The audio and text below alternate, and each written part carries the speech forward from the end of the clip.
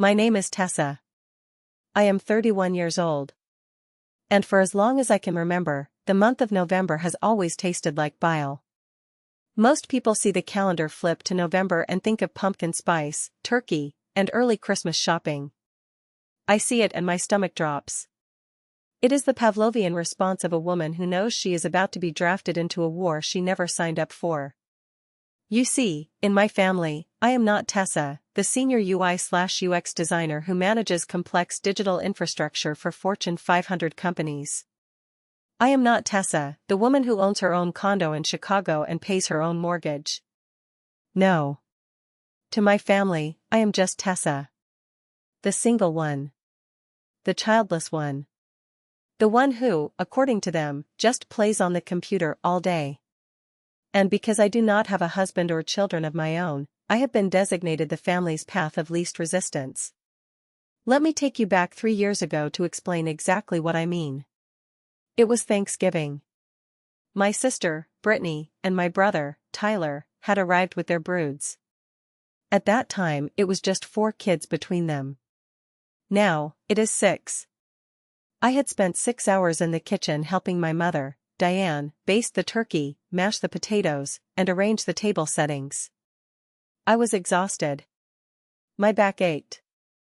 I was looking forward to sitting down, having a glass of wine, and actually eating the food I had cooked. But when we walked into the dining room, I saw the setup. There was the main table, set with the good china, crystal glasses, and wine bottles. There were 6 chairs. Mom. Dad. Brittany. Her husband. Tyler. His wife. And then, in the corner, pushed against the wall, was a folding card table. It was wobbly and covered with a plastic tablecloth. Sitting there were the toddlers, screaming and banging their plastic spoons.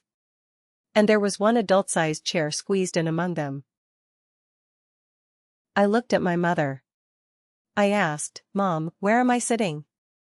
She did not even look up from pouring wine for my brother. She just waved her hand dismissively and said, Oh, there wasn't enough room at the big table, Tessa. Plus, the kids need help cutting their meat. You're so good with them. You don't mind, right? I did mind. I minded a lot. I was 28 years old. I had driven 2 hours to get there. I had cooked half the meal.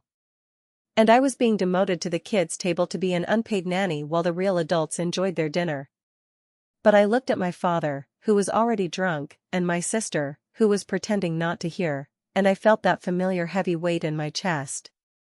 The weight of obligation. The ghost of my father telling me, Don't cause trouble, Tessa. So, I sat at the folding table. I spent my Thanksgiving wiping mashed potatoes off a toddler's face and cutting turkey into bite-sized pieces while listening to the laughter and clinking glasses from the main table 10 feet away. I ate my dinner cold. That was the dynamic. That was the role I was cast in. The help. The invisible servant. But this year, something felt different. I was tired. Not just physical tired, but soul tired. I had just finished a massive project at work. I had been pulling 60-hour weeks for 2 months straight. I had saved up a significant bonus, and for the first time in years, I was dreaming of a Christmas where I did not have to clean up wrapping paper or break up fights between cousins. I was sitting in my home office, staring at the gray Chicago skyline, when my phone rang. The screen lit up with the word Mom. I stared at it for a full 10 seconds. My heart rate spiked. That dread, cold and sharp, washed over me. I took a deep breath, put on my best dutiful daughter voice, and swiped answer. Hey, Mom, I said. Tessa. Darling. Her voice was too loud, too bright. It was a performance. I have the most wonderful news. My stomach tightened. My mother's wonderful news usually meant a terrible inconvenience for me. Oh? What is it? Your brother and sister are both coming home for the full Christmas week. And they are bringing all the grandbabies. Everyone is going to be here. The twins, Penny, Mason, Lily, and even baby Noah. I did the mental math. That was 6 children. 6 children under the age of 7. Wow, I said, trying to sound enthusiastic. That is, a full house. Exactly, she chirped. And that is why I have a plan. A master plan. You are going to love it. I gripped the edge of my desk. What is the plan, Mom? Well, she began, and I could hear the smile in her voice. Since there are so many of us, the house will be absolute chaos. And you know how stressed I get with the noise. So, I thought, wouldn't it be lovely if the adults could have a bit of a vintage Christmas? Just quiet dinners, maybe some wine tasting, a little relaxation. Okay. I said slowly. And the kids? That is where you come in, she said, as if she were bestowing a great honor upon me. Since you have that big beautiful house all to yourself, and you are so close to us, I told Brittany and Tyler that the kids could have a sleepover at Aunt Tessa's. For 3 days. From Christmas Eve until the 27th. Isn't that fun? It will be like a little camp for them. I sat there, stunned. Silence stretched on the line. She wanted me to host 6 children.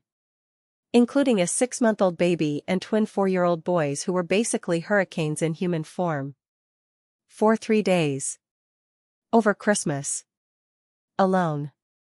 Mom, I said, my voice shaking slightly. You want me to watch 6 kids? For 3 days? By myself? Oh, don't be dramatic, she laughed. It's just family time. You love the kids. And it's not like you have anything else going on. And there it was. The opening shot. I do have things going on, Mom, I said, trying to keep my voice steady. I have work. I have deadlines. I was actually planning to take a few days just to recover. I'm exhausted. Recover? She scoffed. Recover from what? Sitting in your pajamas and clicking a mouse? Tessa, please. Your sister spends all day in a classroom with 30 screaming children. Your brother is out there selling real estate, driving all over the city.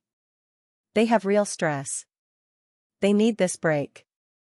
I have real stress too, I argued, though I knew it was futile. I manage entire systems, Mom. If I make a mistake, companies lose millions of dollars. It's not the same, she dismissed me instantly. You don't have anyone depending on you. You don't have mouths to feed. You have all this free time and this big empty space. It's selfish to keep it all to yourself when your family needs you.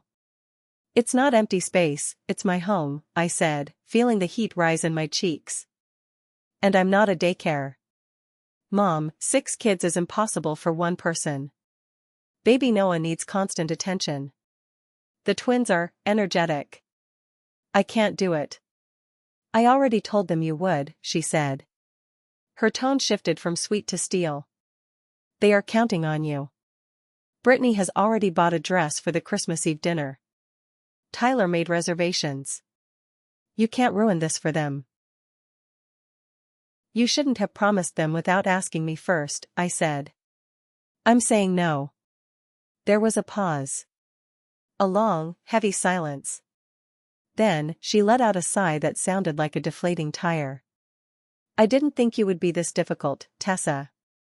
After everything we've done for you.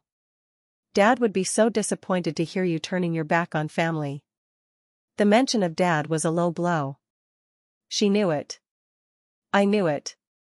But she used it anyway. It's just 3 days, she pushed. Think of it as your Christmas gift to the family. Since you never really buy big gifts anyway. That stung. I bought thoughtful gifts every year. But because they weren't flashy, expensive gadgets, they were overlooked. Mom, I can't, I repeated. I need to rest. I was actually thinking of, maybe going away for Christmas. Going away? She laughed. A sharp, barking sound. Going where? Alone? Who goes on vacation alone at Christmas? That's pathetic, Tessa. It's not pathetic. I want to relax. Look, she snapped. I'm not discussing this anymore. The kids are coming to your house on the morning of the 24th. We will drop them off around 10 a.m. You deal with it. You're their aunt. Act like it. Mom, wait, I have to go. My bridge club is here. Stop being selfish, Tessa. It's unbecoming. Click. She hung up on me. I stared at my phone, my hand trembling. The audacity. The sheer entitlement. She hadn't asked me, she had informed me. She had conscripted me. I sat there for an hour, just stewing in it. My mind raced through scenarios. If I said no again, she would unleash the flying monkeys. Brittany would call crying, saying I hated her kids. Tyler would send aggressive texts about how I thought I was too good for the family. Aunt Sheila would call to pray for my hardened heart. I felt trapped. I felt like I was 16 again, being grounded for something I didn't do. I needed advice. I called Margot.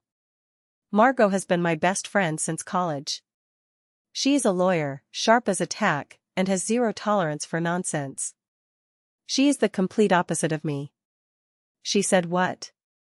Margot practically screamed through the phone when I told her. She said I'm watching all 6 kids. For 3 days. So the adults can have a vintage Christmas. And you said no? I tried. She hung up on me.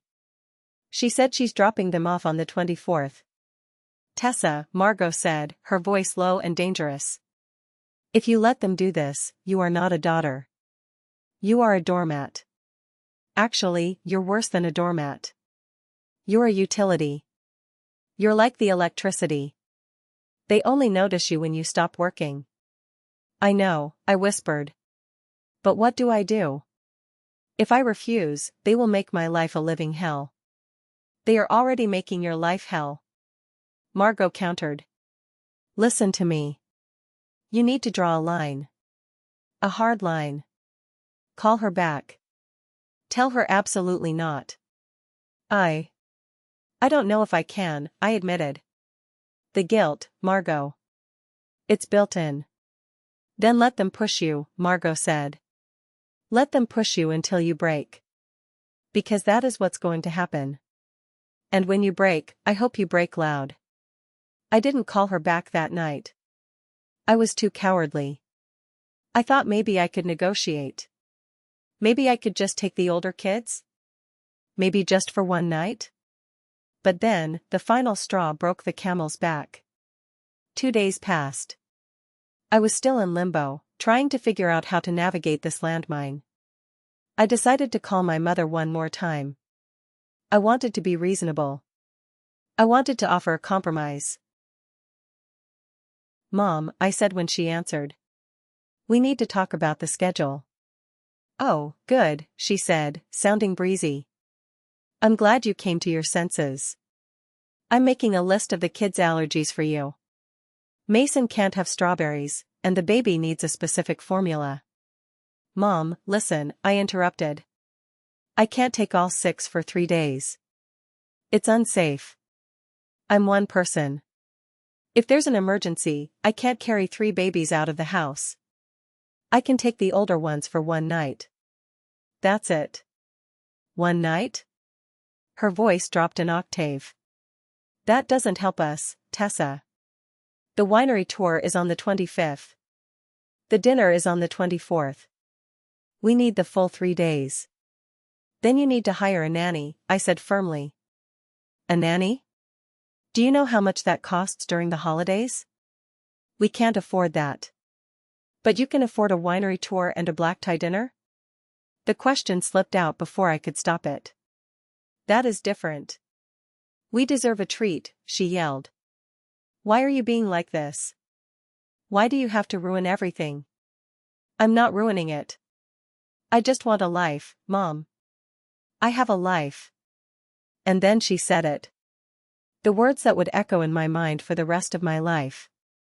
The words that burned the bridge down to the ground. She laughed. A cold, cruel sound. Honey, let's be honest. You are single. You work in your pajamas. You don't have a husband. You don't have children.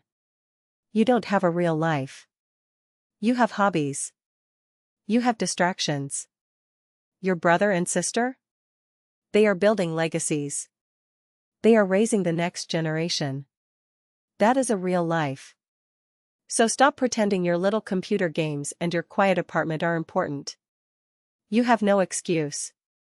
You are doing this. The silence that followed was deafening. I felt something snap inside my chest. It wasn't a loud crack. It was a quiet, dull thud. Like a heavy door closing and locking forever. My life wasn't real. My career, my home, my independence, my friendships, my struggles, none of it was real to her. I was just a placeholder. A support character in the movie of her life. I didn't yell.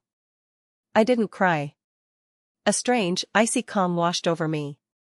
It was the calm of someone who has nothing left to lose. Okay, Mom, I said softly. Okay, she asked, suspicious of my sudden surrender. Yeah. Okay. I understand. Well, she huffed, clearly satisfied that she had bullied me into submission. I'm glad you finally see it my way. I'll send you the drop-off details. Make sure the house is child-proofed. I will, I said. Goodbye, Mom. I hung up the phone. I sat in my chair and stared at the wall. No real life. If I had no real life, then I had no real responsibilities. And if I had no real responsibilities, then I had nothing keeping me here. My phone pinged. It was an email notification. My Aunt Sheila had forwarded a message to the whole family, probably by accident, or maybe she just hit reply all without thinking. It was the family itinerary. I opened the email. The subject line was, Christmas flow and logistics. It was a detailed spreadsheet. My mother was nothing if not organized. It broke down every hour of the Christmas holiday. December 24th, 10 a.m., drop kids at Tessa's. December 24th, 12 p.m., champagne brunch for adults at the Ritz. December 24th, 6 p.m., black tie dinner. December 25th, winery tour, all day. December 26th, spa day for girls/golf for guys. December 27th, 10 a.m., pick up kids from Tessa's. But it wasn't the schedule that made my blood boil. It was the note at the bottom, written by my mother to my siblings. It read, Don't worry about burdening Tessa. I spoke to her, and she practically begged to take the kids. She's been feeling very lonely and isolated lately, poor thing. She said watching the kids is the only thing that will make her feel like part of the family again. She wants to bond with them so badly. So, we are actually doing her a favor by letting her host. Just drop them off and run, she wants the quality time alone with them. I read it twice. Then 3 times. She lied. She didn't just bully me, she lied to my siblings to make herself look like a hero and me look like a desperate, pathetic spinster. She told them I begged for this. That I was lonely. That I needed this to feel like I belonged. If I told Brittany and Tyler the truth now, would they believe me? Or would Mom spin it? Would she say I was being moody? Would she say I promised and then backed out? I realized then that words were useless. Explanations were useless. In this family, I was already the villain if I said no, and the victim if I said yes. I picked up my phone and called Margot again. She told me I have no real life, I said, my voice flat. And she told everyone I begged to watch the kids. Oh, hell no, Margot said. Tessa, please tell me you have a plan. Please tell me you are not going to bake cookies and change diapers for these people. I have a plan, I said. But I need your help. Is that offer for the legal advice still valid? Always. What are you going to do? I'm going to prove her right, I said. She said I have no real life. So, I'm going to go find one. Somewhere very far away. How far? Hawaii, I said. And I'm not going to tell them. Margot gasped, then let out a low, delighted cackle. Tessa. That is nuclear. If you do that, they will be stranded on Christmas Eve. I know, I said. I want them to feel it. I want them to drive to my house, unload 6 kids, and realize that the doormat has left the building. Don't warn them, Margot advised. If you warn them, they will guilt you. They will show up at your house early. They will barricade you in. You have to go full ghost protocol. Ghost protocol, I repeated. I liked the sound of that. What about the kids though? Margot asked. Is it safe? My house is locked. It's freezing in Chicago. They won't be able to get in. They'll just have to turn around and take the kids back to Mom's tiny condo. It will be inconvenient, not dangerous. Perfect, Margot said. Do it. Book the ticket. I opened my laptop. I went to the airline website. I found a flight to Maui leaving on the evening of December 23rd. One way. First class. The price was astronomical. $5,000. I stared at the number. That was my renovation money. That was my responsible savings. Then I heard my mother's voice in my head. You work in your pajamas. You have no real life. I clicked confirm booking. The next 2 weeks were an exercise in acting. I had to become a stone. A gray rock. Boring, compliant, unmovable. The gray rock method is a psychological strategy for dealing with narcissists. You make yourself as uninteresting as possible so they lose interest in provoking you. But I was using it to hide a bomb. Every time my mother texted me, I replied with short, affirmative answers. Are you ready for the kids? Getting there. Make sure you buy organic milk. Okay. Did you childproof the stairs? Handled. I didn't offer information. I didn't ask questions. I just let her project her reality onto me. Meanwhile, I was dismantling my life. I contacted my clients and told them I would be offline for 2 weeks due to a family emergency. I set up an autoresponder on my email. I called the security company that monitors my home. I told them I would be away and to put my account on high alert. If anyone tries to enter, even if they have a key, call the police, the operator asked. I changed the locks yesterday, I told him. So no one has a key. But yes. If the alarm triggers, call the police immediately. Do not call me first. Understood. I packed my bags. Not with sweatpants and sensible sweaters, but with bikinis, sundresses, and sunscreen. I bought a new pair of sunglasses that cost $300. I was angry spending money. The hardest part was the deception involving the house itself. My mother, suspicious as always, asked for photos of the sleeping arrangements on December 22nd. I want to make sure there are enough blankets, she texted. I panicked for a second. My living room was currently filled with boxes because I was packing away my breakables. My expensive gaming PC, my VR headset, my glass coffee table, everything that 6 rampaging children would destroy was being moved into the locked storage room in the basement. I scrolled back through my phone. 2 years ago, I had hosted a sleepover for my friend's kids. I found a photo of my living room covered in air mattresses and forts made of sheets. It looked cozy and chaotic. I sent the photo to my mom. All set up, I captioned it. Good, she replied. Make sure you wash those sheets. They look dusty. She bought it. I felt a surge of adrenaline. I was actually doing this. I was rebelling. For the first time in 31 years, I was disobeying a direct order. My neighbor, Mr. Henderson, was the final piece of the puzzle. Mr. Henderson is 70 years old, grumpy, and hates noise. He despises when my family comes over because the kids run on his lawn. I knocked on his door with a bottle of scotch. Mr. Henderson, I said. I'm going away for Christmas.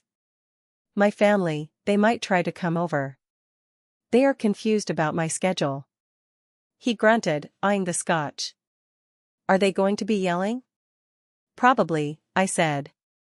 If they show up and cause a scene, please feel free to call the cops. You have my permission. His eyes lit up. Best Christmas present I've ever gotten, he said, taking the bottle. December 23rd arrived. The sky over Chicago was a bruised purple, threatening snow. It was biting cold, the kind of wind that cuts right through your coat. Inside my house, it was silent. Eerily silent. I had finished prepping the decoy house. I had turned off the main water valve. If they somehow managed to break in, which they wouldn't, unless they threw a brick through the window, they wouldn't be able to flush the toilets or run the sinks. Petty? Yes. Necessary? Absolutely. I wasn't going to come home to a flooded house because a toddler left a faucet running. I lowered the thermostat to 55 degrees. Just warm enough to keep the pipes from freezing, but cold enough to be uncomfortable. I unplugged the router. I unplugged the TV. I walked through the rooms, checking everything one last time. The guest room, usually welcoming, was stripped bare. The mattress was naked. The curtains were drawn. It looked like a house that had been abandoned. Because it had been. I stopped in front of the mirror in the hallway. I looked at myself. I looked tired. Dark circles under my eyes, pale skin. But there was a spark in my eyes that hadn't been there in years. You have no real life, I whispered to my reflection. Watch me. I grabbed my suitcase. It was bright yellow, easy to spot on a baggage carousel. I ordered an Uber. The app said 5 minutes away. I had one last thing to do. The note. I had debated this with Margot. Should I leave a note? Or should I just ghost them completely? Leave a note, Margot had said. Otherwise, they will call the police and file a missing person report. You don't want the cops tracking you down in Hawaii thinking you've been kidnapped. Make it clear you left voluntarily. So, I typed it out. I didn't handwrite it because I didn't want them analyzing my handwriting for signs of distress. I printed it in bold, size 24 font. I taped it to the inside of the glass storm door. You could read it clearly from the porch, but you couldn't rip it down unless you got inside. It read, MOM, since I have no real life, I decided to go find one. I am not in the state. The house is locked. The alarm is set. The police have been notified of potential intruders. Do not break in. Merry Christmas. Tessa, I stared at the paper. It felt brutal. It felt final. My phone buzzed. Uber is arriving. I walked out the door, locked the deadbolt, locked the handle, and pulled the storm door shut. I tested it. Locked tight. I walked down the driveway, the snow crunching under my boots. I didn't look back. I got into the car. O'Hare Airport? The driver asked. Yes, I said. International Terminal, please. As we drove onto the highway, I saw a text come in from Brittany. Hey. The kids are so excited to see you tomorrow. Mason made you a drawing. See you at 10 a.m. I felt a pang of guilt for the kids. Mason was a sweet boy. It wasn't his fault his mother and grandmother were narcissists. But I reminded myself, if I stayed, I was teaching Mason that it's okay to treat women like servants. By leaving, maybe I was teaching him a harder, but more important lesson about respect. I swiped the notification away. I didn't reply. The airport was a zoo. Holiday chaos everywhere. Screaming babies, stressed parents, delays, announcements. Usually, this atmosphere stresses me out. Today, I felt like I was floating above it. I walked up to the first-class check-in counter. There was no line. Checking in for Maui? The agent asked, smiling. Yes, I said. I see you're in seat 1A. We have the lounge open for you. Enjoy your flight, Tessa. Sitting in the lounge, holding a glass of complimentary champagne, I finally let my shoulders drop. I checked my phone one last time before the flight. No new messages from Mom. She was probably busy prepping her vintage Christmas, secure in the knowledge that her unpaid employee was scrubbing toilets in anticipation of her arrival. I opened the Ring app on my phone. I checked the camera feed. My front porch was dark and quiet. The snow was starting to fall, dusting the doormat. The note was visible, a stark white rectangle in the gloom. I adjusted the settings. Motion alerts, on. Rich notifications, on. I wanted to see it. I needed to see it. I needed to witness the moment their entitlement collided with reality. Flight 492 to Maui is now boarding, the announcer said. I downing the rest of my champagne. The bubbles burned pleasantly in my throat. I walked onto the plane. I turned left into the first-class cabin. The seat was huge, a pod that turned into a bed. As the plane taxied down the runway, the engines roared to life. I felt the force of the acceleration pushing me back into the seat. We lifted off. The lights of Chicago sprawled out below me, a grid of orange and white.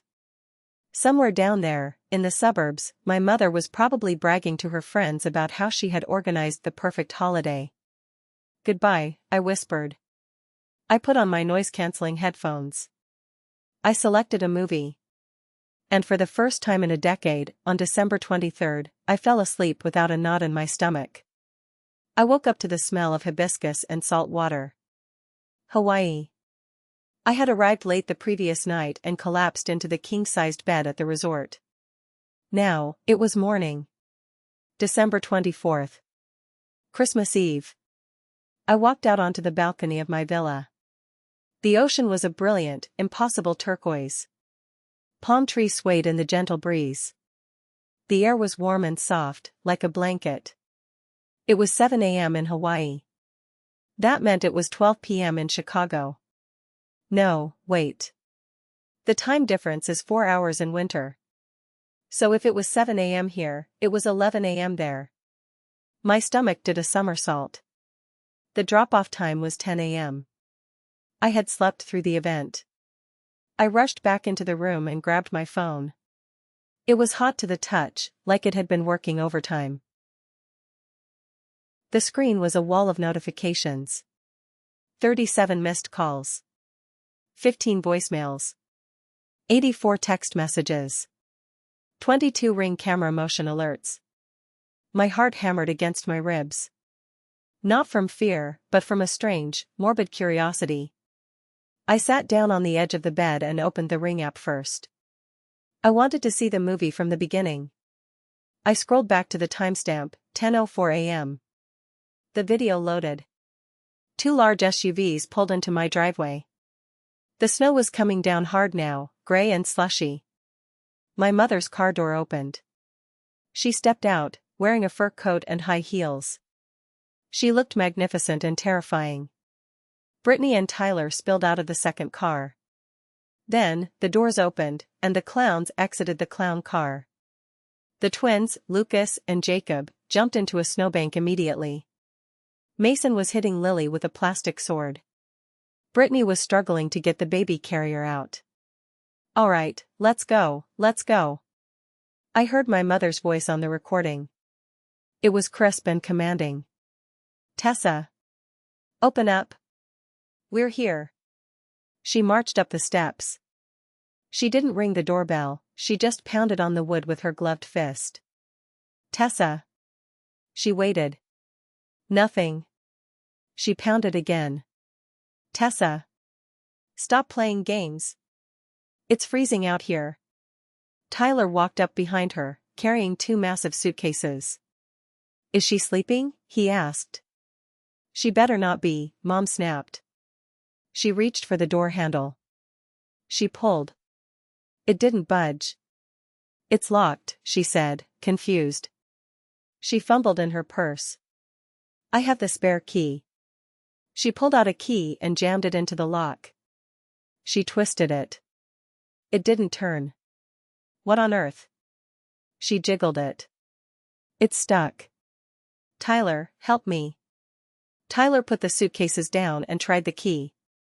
Mom, this isn't the right key. It doesn't fit. Of course it fits. I've had this key for 5 years. She must have changed the locks, Tyler said. Why would she change the locks? Mom demanded. Then, she looked up. For the first time, she noticed the white piece of paper taped to the glass, right at eye level. I watched on the tiny screen as my mother leaned in to read the note. I saw her lips moving. I saw the exact moment the words registered. Her hand flew to her mouth. She staggered back a step, almost slipping on the ice. What? She shrieked. It was a sound that cut through the microphone's audio compression. What? What is it? Brittany asked, carrying the baby, shivering in the wind. Read it.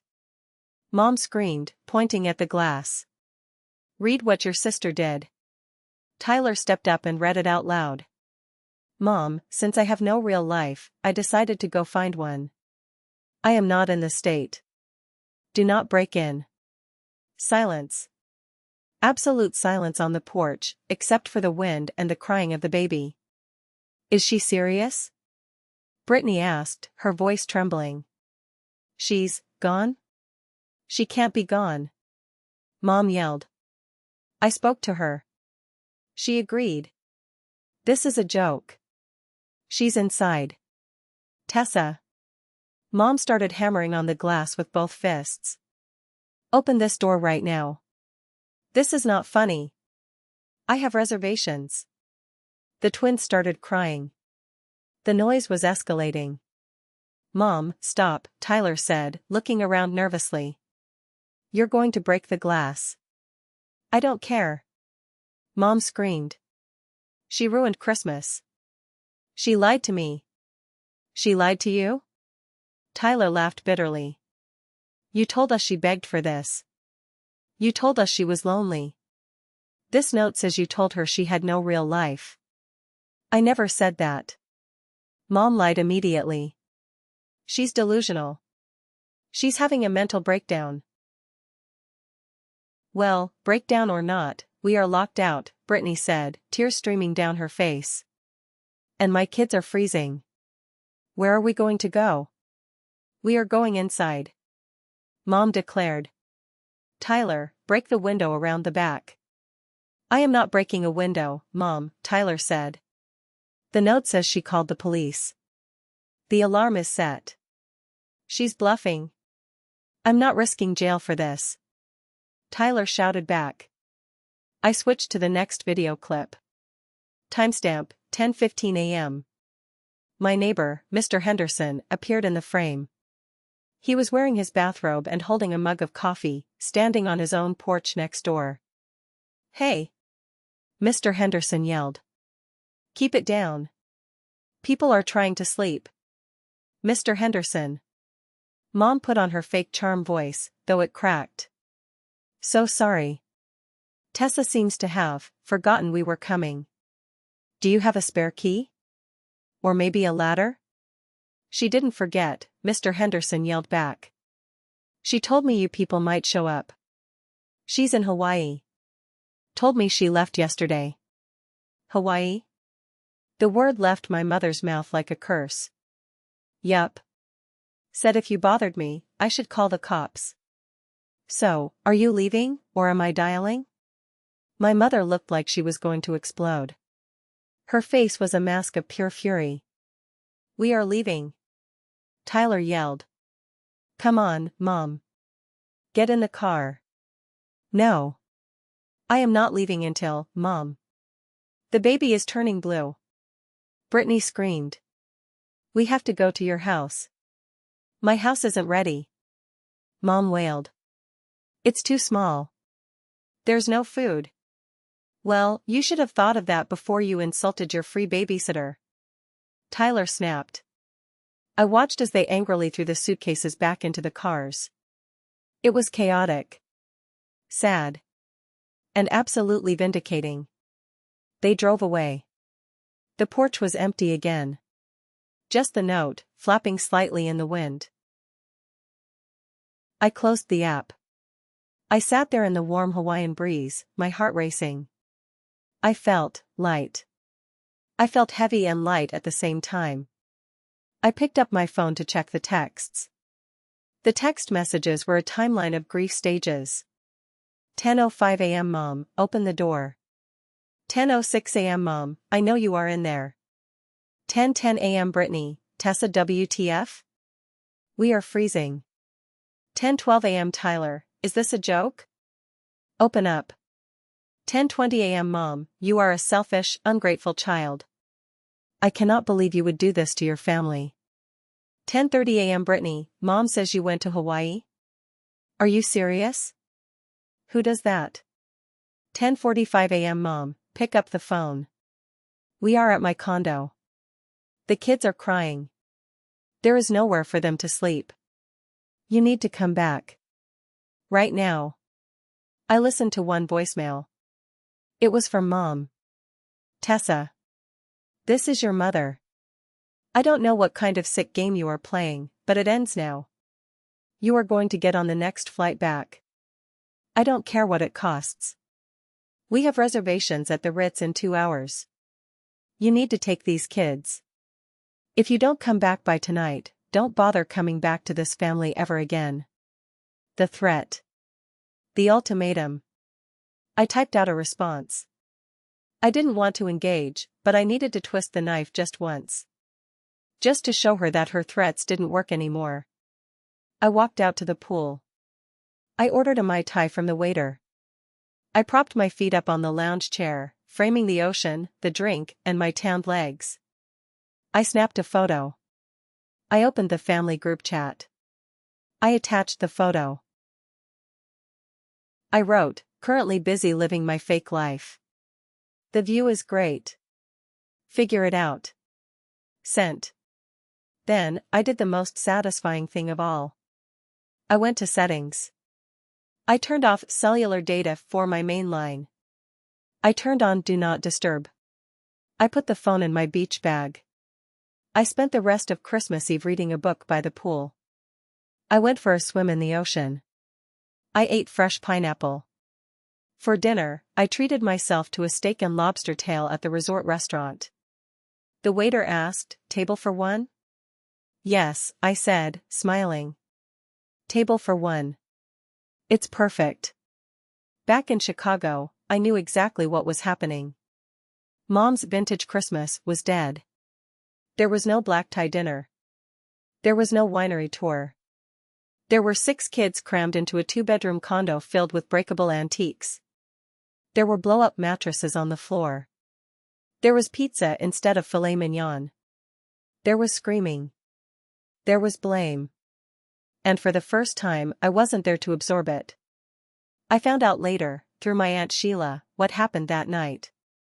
Aunt Sheila is my mom's sister, but she has always been the cool aunt.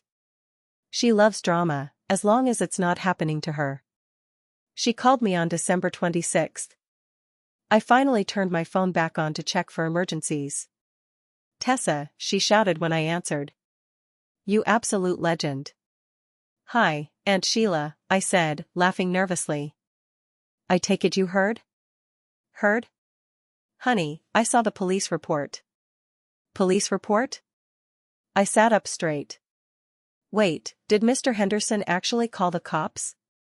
"Oh, he called them all right. But not when they first arrived. He called them that night." "Why?" Apparently, Sheila began, clearly enjoying the storytelling. Around 8 p.m. on Christmas Eve, Tyler got drunk. He was furious about being stuck in your mom's condo with the screaming twins. He decided he was going to break into your house to get the Xbox or something to entertain the kids. Or maybe just to sleep there. He went back? He did. He took an Uber back to your place. He tried to pry open a basement window. The alarm went off. The loud one. "Good," I said. "That's what it's for." Mr. Henderson called the cops immediately. They arrived and found your brother trying to crawl through a window in the snow. They cuffed him, Tessa. No way. Yes way. Mom had to drive over there in her pajamas to bail him out and explain that he's your brother.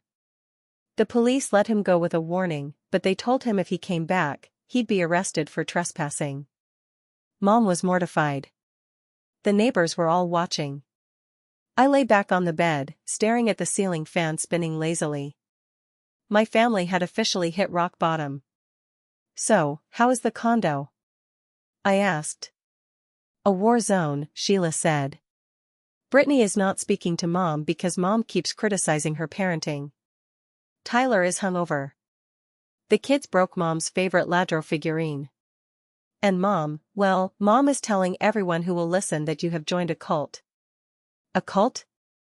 I laughed out loud. Yes.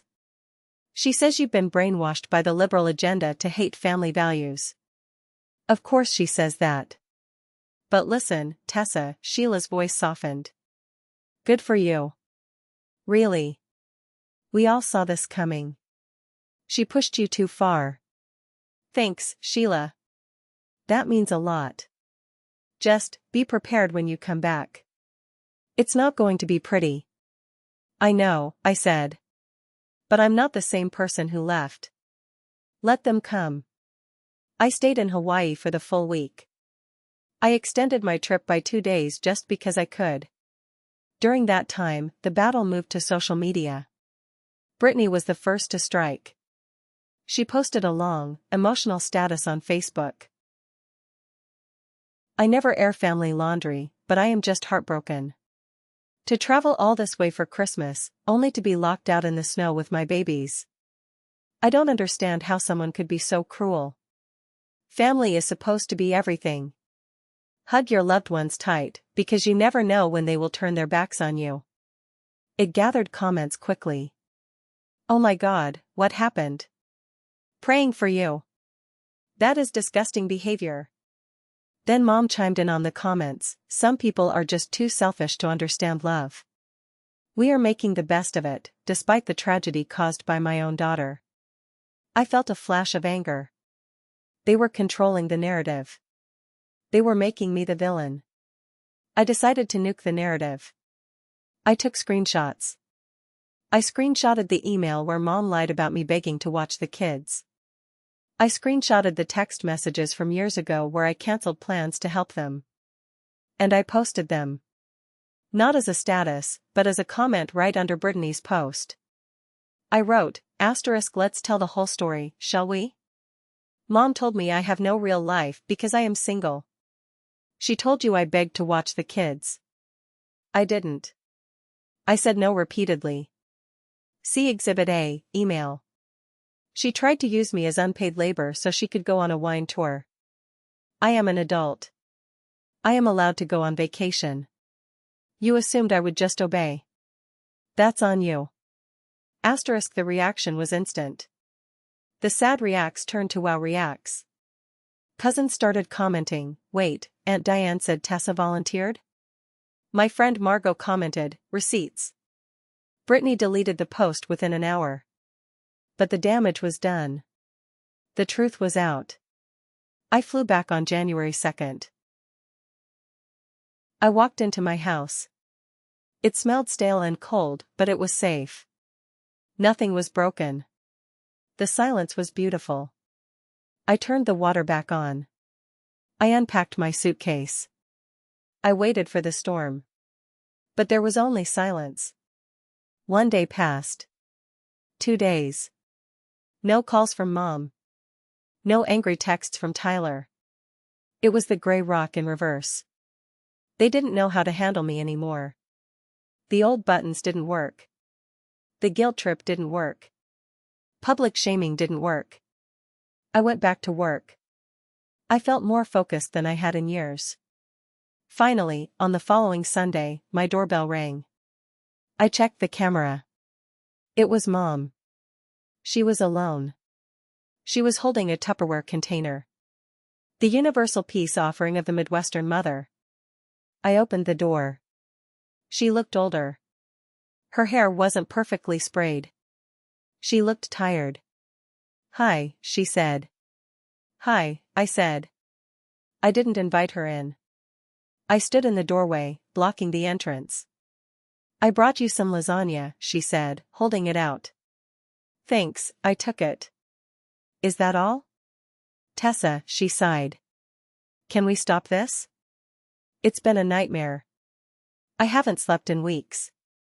That sounds hard, I said, my voice neutral.